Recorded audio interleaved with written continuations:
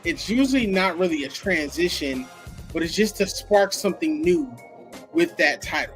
And considering the fact that Zelina Vega is the second champion, in Triple H's reign, anything can happen at this point. There are a number of different individuals that Zelina Vega could be facing for that United States Championship who could possibly take it from her. However, there's also a very big possibility, with as good as she is in the ring, that she could have a reign that lasts, maybe a month or so until the very next PLE. Now, could she end up losing it to Chelsea Green again?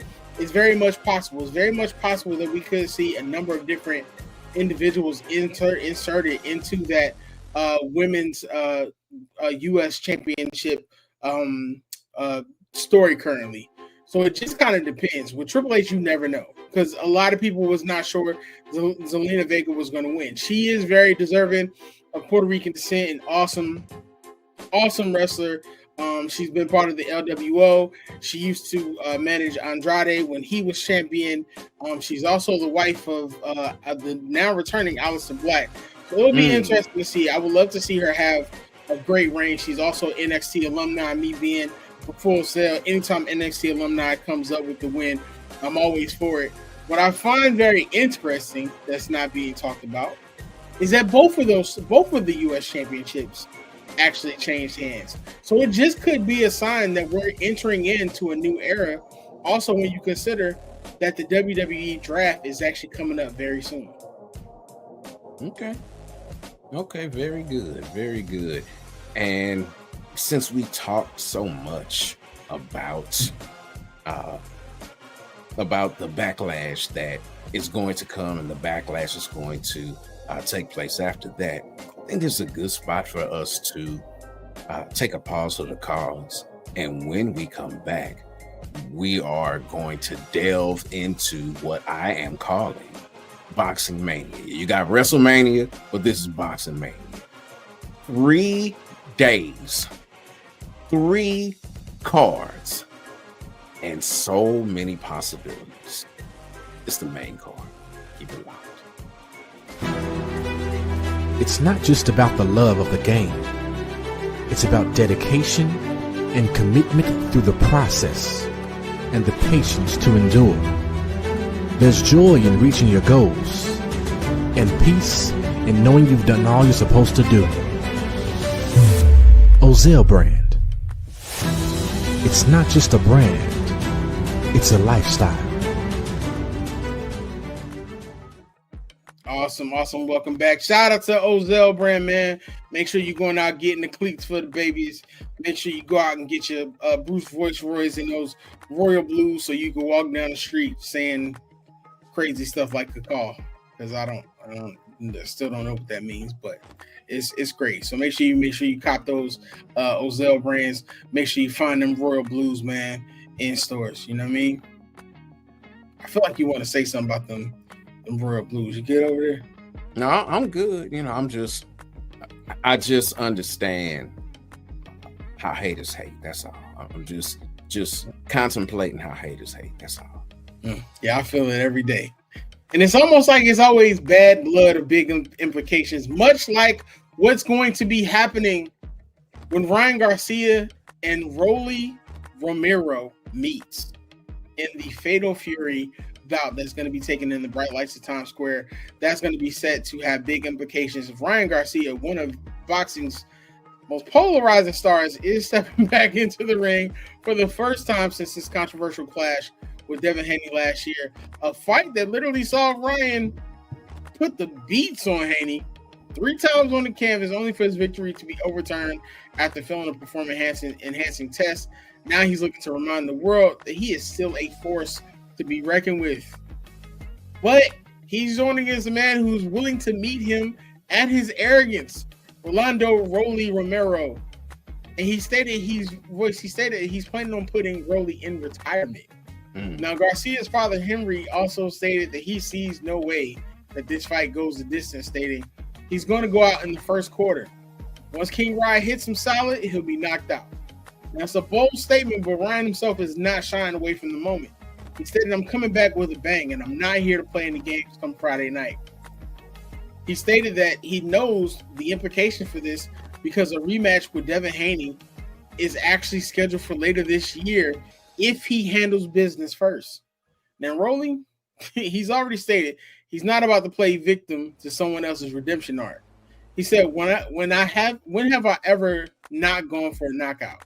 Every fight I'm in, I go for a knockout. Romero actually fully believes that his move to welterweight is where he's actually meant to shine. He said this fight was destined to happen. I called it. I knew it was going to be at 147, and it's going to be one of the biggest fights in boxing history. So, Voice, they done set the stage. They both out here calling their shots. There's implications for a rematch of about the week covered here on the main card that almost left us speechless. So the question is, Voice, are we going to see Ryan Garcia prove that he's still elite? Or is Rolly planning on punching his ticket to the top of the division here? As far as Ryan proving he's still elite, he had to prove that he was elite in the first place. He's never proven that. When he fought against Tank, he got exposed. Now, you may say, yeah, but when he fought Devin, he did his thing against Devin. Let's remember that fight, though. It was, if I'm not mistaken, a split decision win. Or if it wasn't a split decision, it was like a majority decision. And that was because Ryan was getting beat that fight. For the most part, he was losing the fight with the exception of the times that he dropped Haney. And now all that's been tainted by the fact that his blood was tainted. And on top of that, he came in super overweight. So that there were so many different question marks regarding that win. I know he's saying, no, I beat him. I don't care, I beat him. But record-wise, you didn't. And record-wise, and from a boxing perspective, you really hurt yourself. Did you hurt yourself in the eyes of the fans? No. Did you hurt your pocketbooks? No. But from the perspective of true boxing heads, yeah, it's like I want to see what's going to happen. He's not shy about fighting, and he and Devin's father, Bill, have been verbally going at it this whole time. But something that Bill said makes a lot of sense. He was like, oh boy, you don't look the same. You supposedly 147 is supposed to be better for you. You look flabby, and he does. He doesn't look like somebody who has been training and dedicating himself the way that he says he has. I'm reformed. I'm not this anymore. I'm not that. I've been, I haven't been smoking. I haven't been drinking. I haven't been doing any of that. And you may not have, but he doesn't look the same. Could that be because of the weight? Or could it be because you don't have the same stuff in you that you had last time? And you're back in the city where everything went down last time, New York. So they're going to be on your head regarding this because of what happened last time. And of the different organizations and sanctioning bodies, not sanctioning bodies, but athletic commissions, that's the word I'm looking for. Of all of them, New York is one of the most stringent because of the deaths and the lawsuits that they've had in the past. So yeah, he looks a little different. Like I said, he never established himself for real as a boxing superstar, a superstar from a media standpoint, absolutely. But in the ring, you still got to show me something. And we'll see how things go versus Rolly. You asked a question about Rolly too, though, didn't you? Yeah, I mean, Rolly has the potential to literally punch his way to the top of the division with a win. I mean, how likely is that? Because the thing is, and I want to ask this before you get into it, because you can go into that also. Everybody talks about what happened with Devin Haney, but I've also seen people online say, yeah, he may have had something in him, but how do you explain him out punching Haney? I believe it was 106 to 87 in punches, and it was like 95 to 45 in power punches.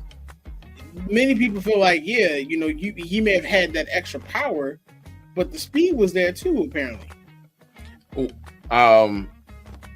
Remembering that fight, those numbers can't be right because he was very rarely throwing punches outside of waiting to catch him with that left hook and knock him down.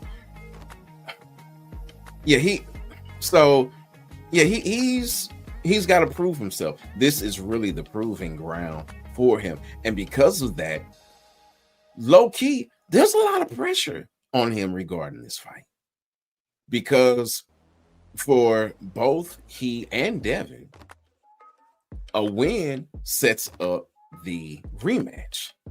But for Ryan specifically, you fighting clean. You don't have the excuse of weight drain because this is at 147. Now, with all of these things in place, what are you going to do?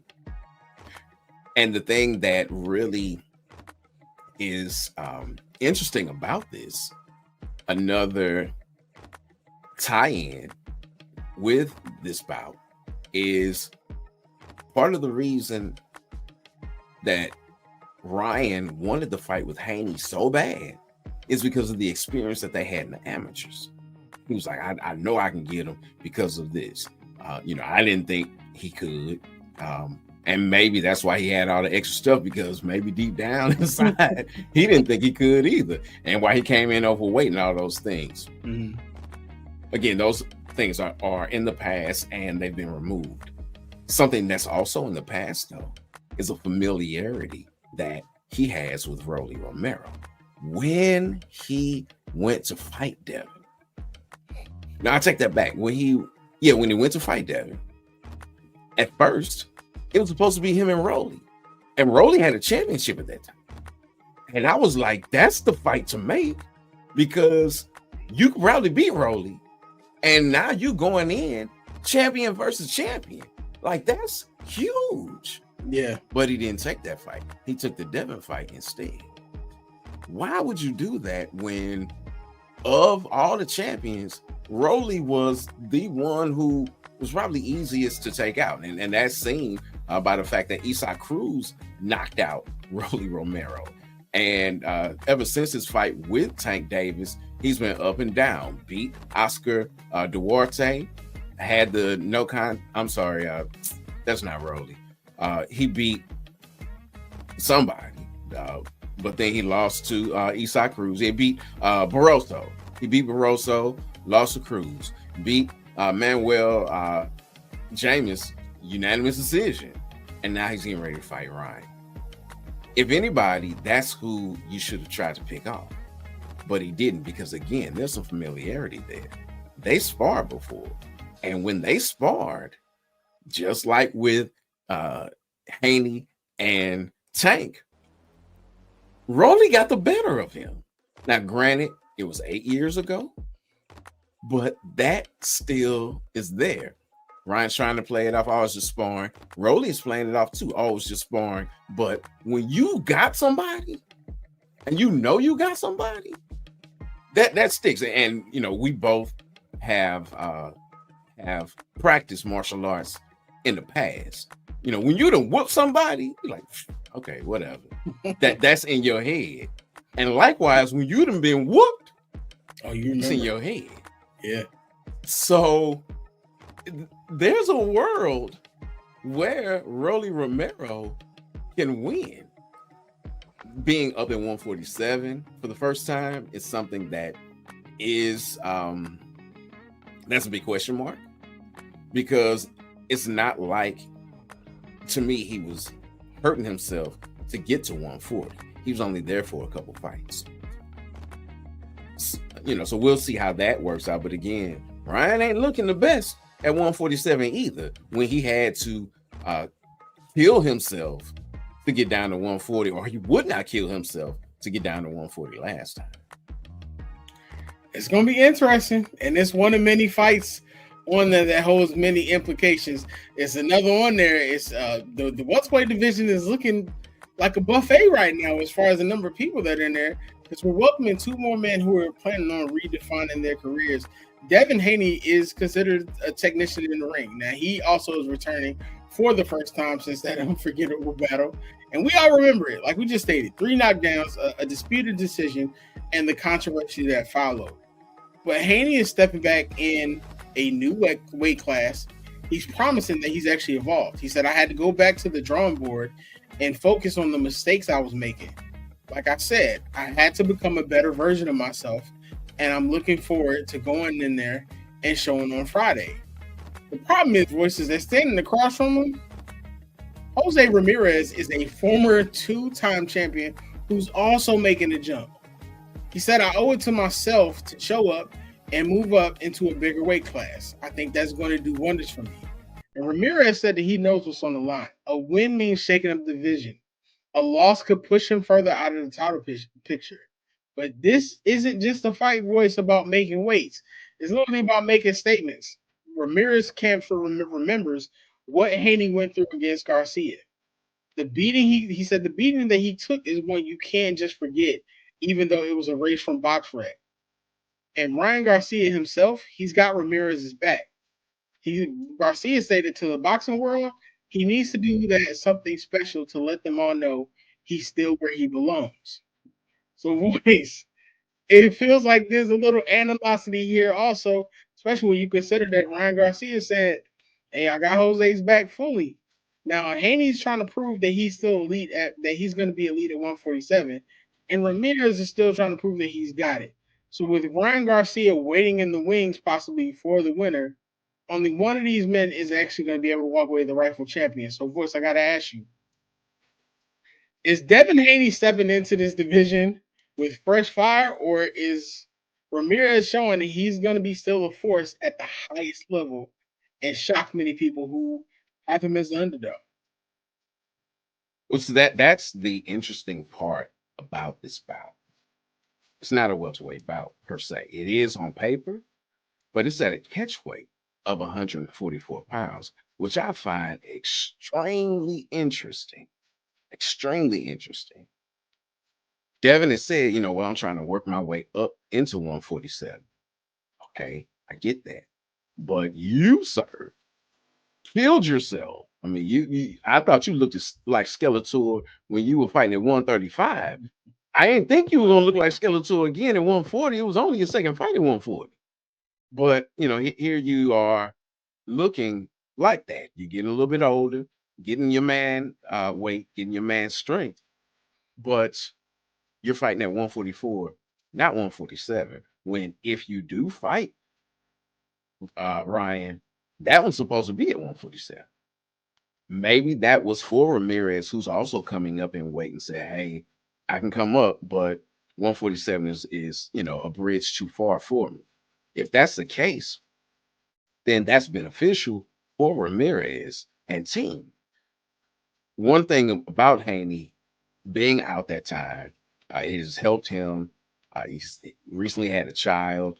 He also had some changes in his camp, being that and that was just like on a humbug. He was still training at home in Vegas, still doing his thing there. Then in comes Shane Mosley, who had some things to say during the aftermath of the Haney Garcia fight, things that should have been changed and could have been changed. Shows the humility that Haney has to say, you know what, you're right. There are some things that I can change. Why don't you show me? And now, not only did he come in, for a session or two to show him, now he picked up and moved to Shane's camp in Big Bear. So he's training at altitude. He's, getting some information and some training when it comes to how to throw his punches. Something that he did not have before.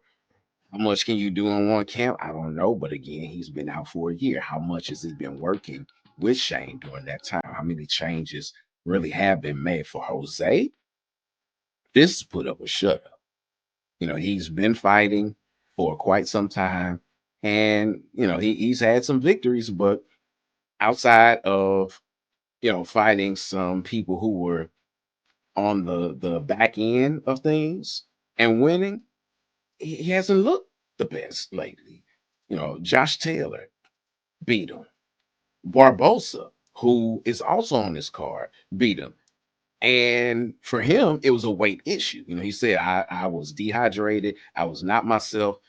Haney even said, I know that Barbosa won, but that win wasn't a real win to me because of the issues that Ramirez had.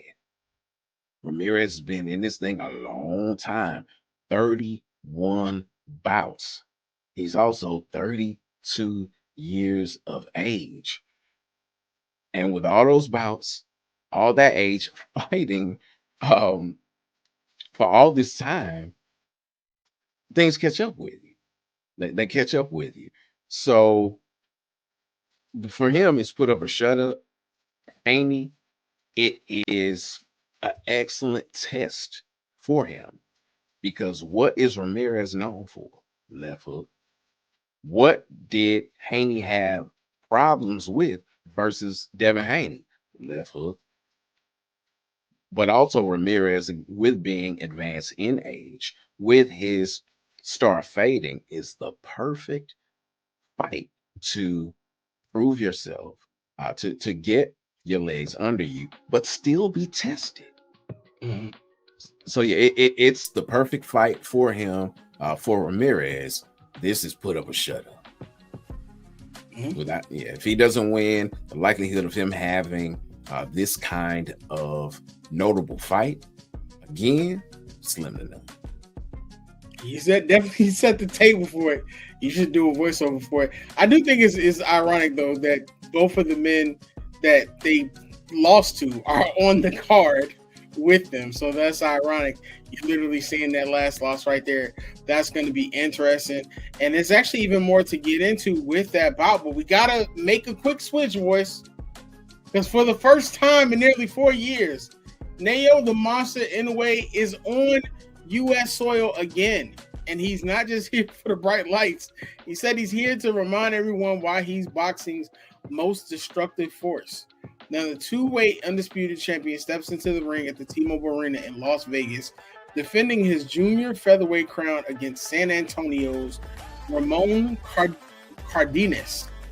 And while this may look like it's just another Inoue showcase on paper, it's a fire coming from the other side of the ring, and he made that very very well known during the media press. Now, Inoue also made it clear. Listen to this, boys. I've never heard somebody talk like this. He said Cardenes is a beautiful fighter. He's an all-around good fighter. But for me, it's easy. No matter how he comes out, I think I have the advantage. Now, it's the confidence that's bordering on arrogance. But boys, when you think about it, when you step into the ring and you stopped your last 10 opponents before the final bell, history kind of says you might not be wrong. But the thing is that Ramon isn't here to be a footnote. He stated, I've been mentally preparing to fight Inoue for a long time. I knew eventually I'd get a big fight if I kept winning. And here we are. It's a shot at the undisputed champion of the world.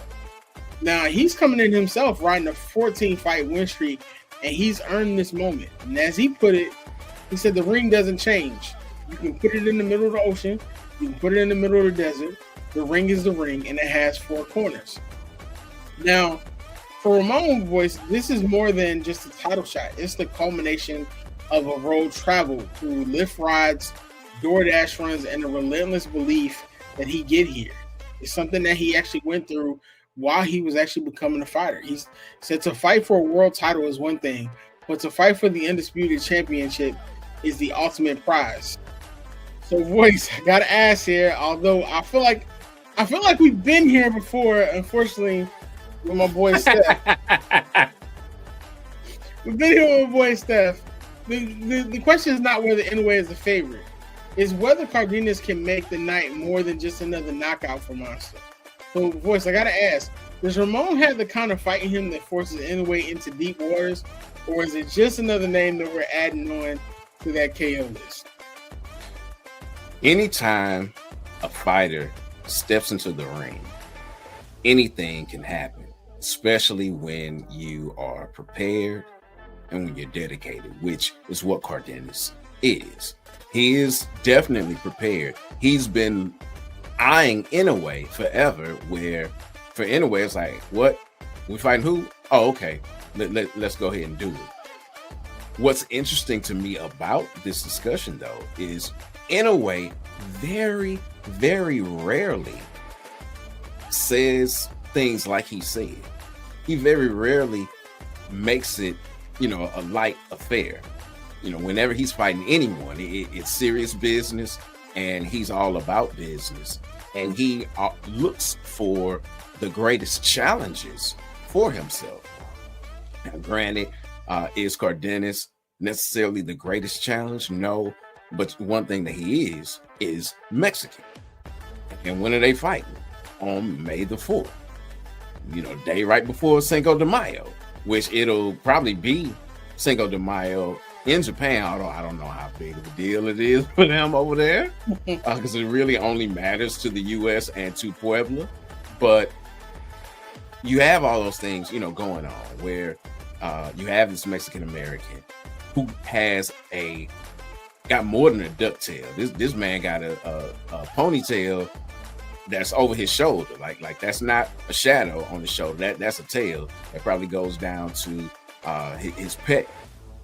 Anytime you fighting somebody, a man with a ducktail, you need to be concerned, because they about that life.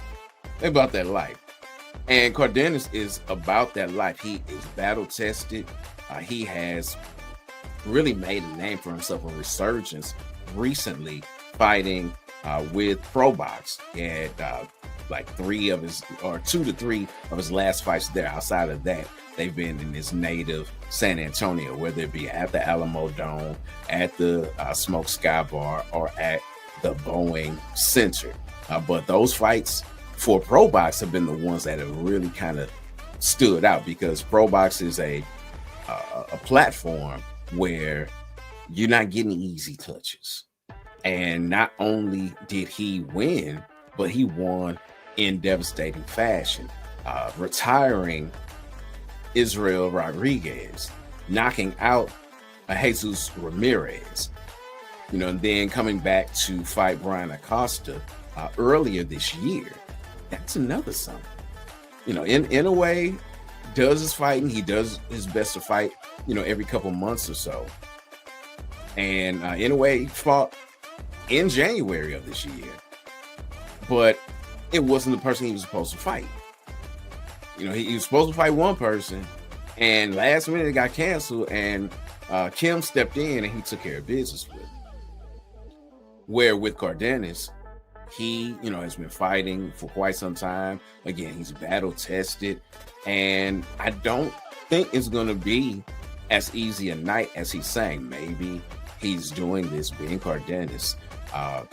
I'm sorry, not Cardenes, Inoue. Maybe he's saying this as a means of trying to gain the upper hand mentally, because Cardenes has again been battle tested. He's fought great people. He's been in there tough, and he only has one loss, and that was the majority decision. He hasn't been stopped ever. So, not that Inoue can't, because Inoue knocks some people out. But when you're in there with a tough, rugged Mexican on Cinco de Mayo weekend, with all of the Mexican fans there to cheer him on, that's a different situation. And we'll see if Inoue is up to that challenge, or if he's overlooking this situation, looking at a MJ Akhmadaliev or someone of that nature, and not giving the proper level of respect to Cardenes. Yeah, I mean, it'll be interesting. No matter what, some type of streak is going to be ending. Monster's on a 10-bout sweeping streak. Meanwhile, Cardenes has not been defeated since 2017 and has never been KO'd, which is something that Inoue is accustomed to doing. So that's going to be interesting. Make sure that you tune into that. That's going to be live from the T-Mobile Arena in Las Vegas also. Now, Voice. We finally have the Voices marquee matchup. Now, this one is going to be about part of the Fatal Fury fight, Fatal Fury fight card, and it features a trio of elite matchups along with this one.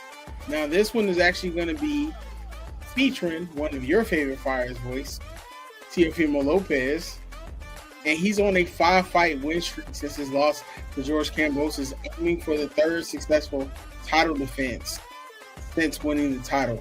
Tell us, voice, why is this the Voice's marquee matchup this week? Well, let me wait a minute so we can get that perfect spot to change the music, change the feel. Yes, I'm doing the snake because I'm feeling really good. You have the Voice's marquee matchup being the fight between Teofimo Lopez and Arnold Barboza Jr. because of all of the fights this weekend, all 5 of them. Even the Canelo Scull fight that we talked about, like not having the kind of cachet that we think that it should, or not that we think that it should, but not the kind of cachet that Canelo fights have. Yeah, this is the one that's flying under the radar. This is really the reason why the Voices Marquee matchup was created. It was created to put a spotlight on fights that are really important or have a great level of excitement that could take place that aren't getting the kind of push. Lopez is in rare form. Whatever Ryan Garcia said that he wasn't doing crazy wise, Lopez said, "Hold my beer. I'll take 12 crazy pills." The last press conference, or let me not say last press conference, but one of these press conferences, he did it in a silver luchador mask. He's been saying the wildest, craziest stuff to everybody because all 3 of the A sides on this May 2nd card have the ability to fight one another. You know, it's a round robin kind of deal. So he's been taking shots at everybody, and he is really under Devin Haney's skin. Like Devin does not like him. He's been telling him to shut up the whole time. Looks like he just wants to fight. And who knows? Depending on the outcome of the main event for that card, they could be facing each other next. However, Teofimo Lopez is known to fight up to or down to the level of competition. How does he view Arnold Barboza Jr.? Does he view him as the dangerous fighter that he is, the undefeated fighter who beat Ramirez, the undefeated fighter, you know, who has been just going through folks? Something that he said, which I thought was so important, and he keeps saying this on different things every chance he gets. He says, "Look, I'm fighting the 3rd top 5 fighter in 7 months for myself. Nobody else is out there fighting like this, and he's still undefeated." So not only is he fighting these monsters, sorry Inoue, but you know, not only is he fighting these monsters, but he's coming out on the right side of things. You know, so again, I don't know how he's taking them, but I can tell you this: as much as Teofimo is upsetting and irritating Haney, he's got the man who he'll be standing across from equally as irritated. He doesn't like him. He's talking bad about him all of the time, and it's really no love lost. And I feel like it's that way because I don't know if he is giving Barboza the level of respect that he should. This man, doesn't have a whole lot of knockout power. Only, 11 of his 32 wins, so about a third of the time he's knocking people out. But he also has 32 fights, and he is undefeated in those 32 fights. And like he said, I thought this is the 3rd top 5 fighter. He beat Jack Catterall in Manchester, in his backyard. He beat Jose Ramirez in Riyadh, Saudi Arabia. And now he's fighting Teofimo Lopez. Woo! It's interesting. It's gonna be good. I hope that Teo is taking this seriously, because a motivated, dedicated Teofimo is a dangerous man and a sight to behold in the ring. Oh, but if he's not, he may have to take him seriously once Barboza gets in there and does the things that he does. We'll find out after they step between the ropes into the squared circle and face off. I think what makes this even more interesting is something you said about him, possibly the upset special. But Teofimo fighting at home. Can you imagine a proud man like that not only losing his belt, but losing it in his own backyard? We would never hear the end of it. He would go on a crusade just to get it back. Because he even shouted out Kambosos about his next fight and was like, "You're welcome." Like, sir, you lost. What are we doing? So that's gonna be an interesting fight. That's also part of that Fatal Fury card that we're looking forward to. Make sure that you are following The Voice so that you can get that rundown on how he's scoring those bouts, on what he's seeing, and come back to the main card in case anything crazy. I mean, come back to the main card either way, but you definitely want to come back if there's newsworthy events that take place, because we're going to be covering that in KOs and Low Blows. We appreciate you all. This is what we do. MTMV Sports, the main card, man. We go and we do the work. We show you, the fans, exactly how we fans interpret and see these bouts. But before we go, we want to give y'all some side dishes to go with that protein that we just provided you. So, Voice, tell us what other bouts we should be looking forward to. I told you at the very onset that I am naming this Boxing Palooza. And I'm naming it Boxing Palooza because of all of the fights going on. On the boxing end, on that Canelo card, you also have Martin Bakole fighting. You got Jaime Munguia fighting on that card. And Bacole's not going in soft. I know he just got knocked out a minute ago, but he's fighting F.A. Ajagba on this card, which is a phenomenal fight. You have Jaime Munguia taking on the man who beat him, who wasn't supposed to beat him, in Bruno Saraz. Excellent fight. All of these things are going on, but on top of that, you got all kind of MMA going on too. Corey Sandhagen taking on Deuce DeGuerra, Davison Figueiredo, Renner de Ritter, and Bo Nickel are going at it. Ponzinibbio is on this card. The little heathen Jeremy Stevens making his return to the UFC, taking on Mason Jones. Not to mention that while we're recording, a PFL event is going on. So it's just so much fighting, way too much to talk about, on top of the Canelo fight that we touched on earlier in the show. If you are a fight fan, you're a combat sports fan, this weekend is your weekend. There you have it, ladies and gentlemen. You got WrestleMania last weekend, and now you got what Voice calls Boxing Mania this weekend, in one of boxing's biggest weekends. We appreciate you all for tuning in with us every week.